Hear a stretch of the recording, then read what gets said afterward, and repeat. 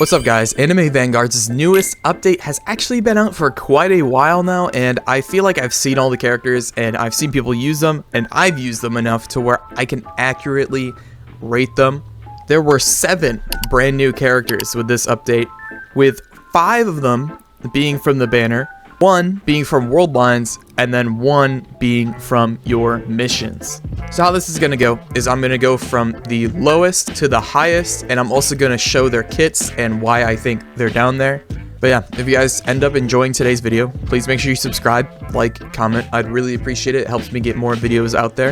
And with all that being said, let's jump into the first unit. Okay, so some of these are going to be a little scuffed. I don't have every single unit. Obviously, like, I don't have Escanor and I don't have Jin Mori because, you know, you got to sell your kidney for that. But the characters I do have, I will show you guys what they do. So, coming in at 7th place. And also, let me say this before I even say who's in 7th place. This update has very good units. Even the person in 7th place is still you can use them. They're definitely really good and really usable. So starting with 7th place, guys, we have Ali. So the reason I'm putting this guy in 7th place is here. I will show you guys his passives really fast. So if you're unaware, this update has a lot of burn units and it has a lot of fire units. So there's going to be a lot of people overlapping and fighting for, you know, similar spots and whatnot. And why I think Ali is the worst is you can see right here, this flame absorption passive. This isn't bad. This is not, both of these aren't bad combined. Obviously, they actually make out into a pretty good passive, but like I said, this update has so many burn characters that having a character like this who removes other people's burn is not good. That literally hurts other people from this update. That's just my personal opinion. On his own, when there isn't other burn units around him, he can actually be pretty good because he's doing the burn detonation thing. He's buffing his damage by 50%, 15% range buff, and he is also burning himself, but it's really just, he's kind of contending with a bunch of other people who are doing similar things, which I don't think is a great thing, if you want me to be honest. But yeah, that basically wraps up our number 7 slot. Let's jump over to number 6. Alright guys, so starting at number 6, we have another banner unit, and that banner unit is going to be Quetzal. I think I say Quetzal. I'm not entirely sure, but this is going to be her. Personally for me, I actually think that number 6 on this list and number 5 on this list are interchangeable. If you think the next unit is worse than her, or you think it's better than her, I feel like you could interchange this. She actually is, I said at the start of this video, a lot of these characters are actually really good, but I'm going to show you why I'm putting her down here. So how Quetzal works is it's also another burn unit. They do burn damage, but they buff all fire allies in range by 20%. So that is a very fat buff. That is probably the best thing about this character and why you'd even be using this character, because there's so many fire units this update. You'd be buffing Escanor for free. It's like a no-brainer. But this is actually the reason why I would probably not make her craziest unit in the game. Because this sounds good, but at least when I've played with it in action, it's obviously super inconsistent, because how this works is you're going to be changing from attack 2 to 3 to 4, and you get 50% damage each time you get a new stack, and then all your bonuses go away when you go back to attack 2. Which, like I said earlier, isn't horrible. It's not the worst thing ever, but that's pretty inconsistent, because she goes from having a small circle, from going to the full AoE to small circle again. So it is a little annoying. It's a little inconsistent. Her damage can go super high though. A lot of people are going to be mad about me putting her this low, but I think if you're really using this girl, you're most likely only using her for the support. But if you have like a monarch on her, you'll obviously be doing super great damage for you. So she's a good unit. She's a good DPS unit. But wrapping up with that, let's jump into our number 5 slot. All right, jumping to our number 5 slot, we have the GOAT Weather Report. So the reason I'm personally putting Weather Report over the last girl we just looked at is because I think you are probably getting more usefulness out of just having Weather Report on your team. Because the last girl, she buffs only fire units damage, and her damage is like, it's good. But Weather Report is contributing probably more, in my opinion. So let's look at what he does. So Weather Report's whole gimmick is he has When this unit attacks, he spawns thunder clouds on the ground around where the enemy was attacked. These clouds linger for 10 seconds. Enemy that passes through these clouds are burned for 40% of this unit's damage for 6 seconds. So you're getting decent burn damage, and you're getting a constant DOT with this guy. People are always going to be burned, so if you need a character who needs enemies burned, right? Let's just say like Hai or Ali, like they need people constantly burning. This guy is going to be really good with like Ethereal. And then this is the reason why he's so good. Anytime this unit attacks a non-boss enemy, it turns that enemy into a snail, slowing it by 50% for 30 seconds. Practically all he has to do is just hit someone, and then they're slowed until they die, which is crazy. And then on top of that, anytime this unit damages an enemy, he inflicts bubbled, which makes it so the next time they get hit, they take 30% more damage. To me, that sounds good, guys. He's slowing the enemy by 50%.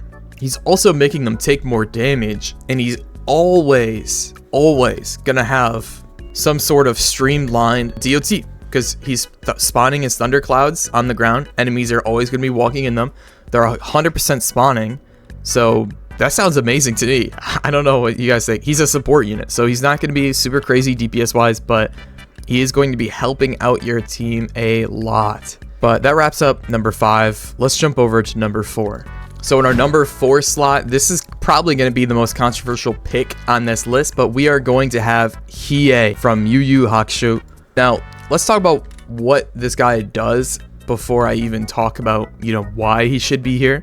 So, looking at his passives, he has Dragon Flame Absorption. Anytime this unit attacks a burning enemy, he removes that burn and gains a 5% damage buff for 30 seconds per burn stack removed, up to 100%. So he can give himself a 100% damage buff for removing people's burns. That sounds kind of hard to do, but this guy is full AoE on his final upgrade, so it's going to actually be much easier than it actually sounds to do. And then his second one, I know we said earlier removing burn is bad, but this guy's second passive I think makes it worth it. So he applies 30% burn himself, but anytime this unit applies an enemy with Dragon Flame Absorption, so basically, anytime he hits somebody, when this is max, when he's at 100%, he inflicts Black Flame on the enemy. And Black Flame is basically a burn that ticks slower, but does 80% of his damage. That is crazy, because you guys gotta keep in mind, he's full AoE, and his damage maxed out is actually genuinely pretty good. Without any traits, I was seeing him do over 100k. Like, that's great. I think this guy is one of those characters where you definitely got to just use him if you have him, especially if you have a monarch or something on him. The only problem is he doesn't really work well with other people from this update. You're probably not going to be running him next to many people from this update, because like we said, he's literally removing people's burns and then adding his own, which does do more damage, but it can be a little annoying and it could be pretty inconsistent. But that wraps up our number 4 spot, and let's jump into our number 3. So our third unit we're actually going to end up having on this list is going to be Mary Leona. So you actually get her from doing the events missions, and she is a secret unit. She is very, very, very good. And I'm going to explain to you why I put her in the 3rd spot on this list. We're going to show her passive on screen as well, just so you guys can see it. This is one of the few characters I do have gameplay for, so I'll just have this playing in the back while we talk. But Mary Leona attacks her attacks inflict burn for 20% of this unit's damage over 5 seconds. Anytime a unit applies burn to an enemy that has already attacked, the percentage of the burn applied increases by 5%. Her second passive, Show Me Your Full Power, for every burning enemy in range, increases her range by 5% up to 20. When attacking a burning enemy, she does 20% more damage. Then she has an ability called Hellfire Incarnate.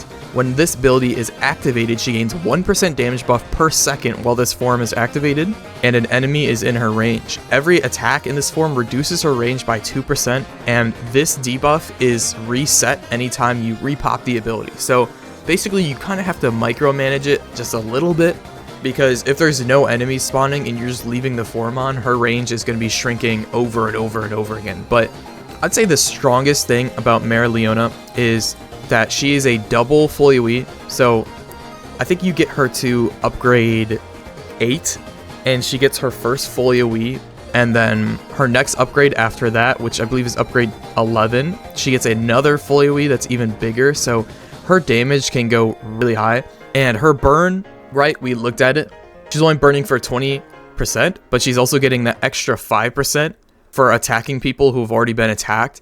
That's going to be super simple for her because, as we already talked about, she's full AoE. She has 60 range, which is really crazy. She's good, man. And this is all without a trait, what you're looking at too. So Mary Leona she's crazy. I mean, she's broken. She's definitely she's probably the best flat burn unit from this update. That's not, Escanor. So that wraps up our number 3 spot. Let's jump over to number 2. Alright guys, welcome to unit number 2. This is going to be Jin Mori from World Lions. So Jin Mori is genuinely so good that I was considering putting him at number 1, but I refrained from it a little bit. I still think number 1 is going to be better, but let's read through Jin Mori's passives just so you can get a glimpse of how good this guy is. So starting with his first passive, we start with our first one called the Power of All Races for anything that requires a group or category. So Attack on Titan, Dragon Ball, Guilty Gear, along those lines, this unit is counted as that group or category and gains 10% damage permanently for each different buff group he has on his team. So if you bring a Guilty Gear character, a Dragon Ball character, and then an AOT character, he's getting a 30% buff permanently. So that's really nice. Next passive, Monkey Clones, for every clone he creates. So this unit is a 1 placement, but he can create up to 3 extra clones. This unit gains 50% damage and 5% range. Anytime this unit is sold, all of his clones will gain any buffs he had for 342 seconds, and this unit cannot be placed again at all. And then finally, Soul Strike. This unit ignores 30% of damage reduction. For every percent of damage reduction an enemy has, this unit amplifies its damage by that amount. So picture that. There's so many things going on here. I'll show on screen his damage. By the way, this is his monarch damage. Absolutely nuts. He has a pretty mid AoE, but this damage, dude, he's doing 500k every 5 seconds. And that's not factoring his clones, because his clones are also doing 300k, and he has 3 extra clones. So he's doing 300k, 580k, and this is even him at his max potential. You can get him higher if you bring more category buff units. I think this is him only with 3 characters. This unit is absolutely nuts. Genuinely, he's easily the second best character in this update, in my opinion. And his bottom passive, the Soul Strike damage reduction one, that can be so broken in PvP for set. Because let's just say somebody spawns an enemy that's just has a disgusting amount of damage reduction or something. He'll match that. So if they do a times 100, he will ignore 30% of that damage reduction, and then he'll also times 100 his damage reduction, which is absolutely insane. I meant he will times 100 his damage to meet that damage reduction, but like, still, man, this guy is just, he's crazy. You guys gotta get him. He's probably maybe the best World Lions unit ever. He's holy as well, which is a pretty good typing. So that is our number 2. And finally, let's jump to our number 1. This probably is not shocking or a big surprise to anyone, but we have Escanor.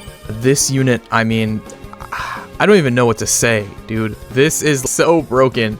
I knew we were going to enter a new kind of level of power creep with this update, but I was not expecting it to be this insane. So let's not waste any time here. Let's get right into his passive. So Escanor has the one above all. So this is his first passive. On the pre-match screen, the player can select to burn a unit slot. So basically what this means is just delete a unit slot. For every slot that is burned or empty, he gains 1 hour stack permanently. If all slots are burned, or you have no other units equipped, this unit will upgrade itself every wave and become free to place, which is absolutely nuts. Second passive, for every wave that passes, this unit gains 1 hour stack. For every hour stack that's gained, he gains 15% damage and 1.5% range. While at 12 stacks, this unit gains 30% damage and all enemies in his range get inflicted with burn for 2% of this unit's damage for 5 seconds every second. Upon hitting 12 stacks, it lowers his stack count back to 1. And then finally, his last passive is attacks inflict burn for 30% of his unit's damage. If an enemy leaves this unit's range, they will be inflicted with 100% of this unit's damage for 5 seconds through burn. Anytime this unit inflicts burn on an enemy, he cleanses all debuffs and status effects from himself. And on top of that, Escanor has 2 nukes. He has one actual nuke, which does 400% of his damage, and then he has something that transforms him at 12 stacks for 5 turns and then deletes himself. So I don't know what you guys think, but Escanor is definitely the best unit from this update. He's absolutely nuts and broken, and you guys should definitely try your hardest to go pick him up. But yeah, that basically wraps up today's video. Thank you guys so much for watching. I really do appreciate it. They went crazy with this update, man. I mean, all the characters are pretty good. They're all very fun to use. It's a great update. If you have any disagreements or you disagree with any of my placements, please let me know down in the comments down below. And with that being said, thank you guys so much for watching. I really do appreciate it. I love you guys, and I'll see you in the next video. See ya.